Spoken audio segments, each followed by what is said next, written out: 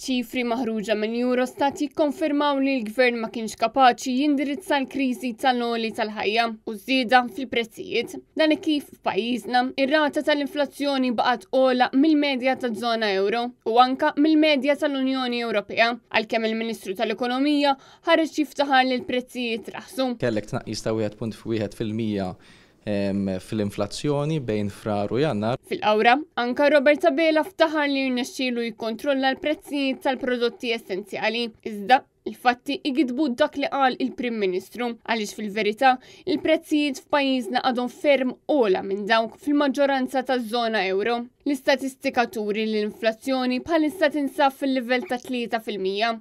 Fiż-żona euro ir-rata hi ta' 2.6%. Mistoqsi minn Net News dwar din ir-realtà, il-Ministru Silvio Xkembri jgħid li kien hemm roħs fil-prezzijiet tal-ikel u kwota l-indiċi armonizzat tal-prezzijiet magħrufa bħala l-HICP.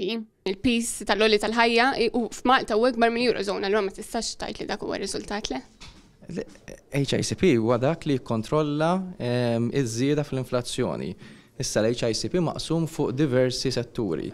Wieħed minnhom huwa li jikkalkula l-ikel u jekk tħares liħ tara li minn jannar għal frar naqas 1.1%. Waqt li baqa' jimplika li l-ħajja raħstet Silvio Xkembri xorta spiċċa jaqbel magħna li l-pis tal-prezzijiet tal-ikel qed iżommu l-inflazzjoni ogħla mill-medja Ewropea. Qed nitkellmu fuq rati b'saħħithom ħafna li naqsu r-rata tal-inflazzjoni minn 3.7 naqset għal 3%, hija rati li sa ftit żmien ilu konna qed nitkellmu. Il-pis tal-għoli tal-ħajja għadu ogħla mill-Eurozone u dan ħabba l-ikel il-maġġoranza tal-pis tal-għoli tal-ħajja huwa ħabba l-ikel.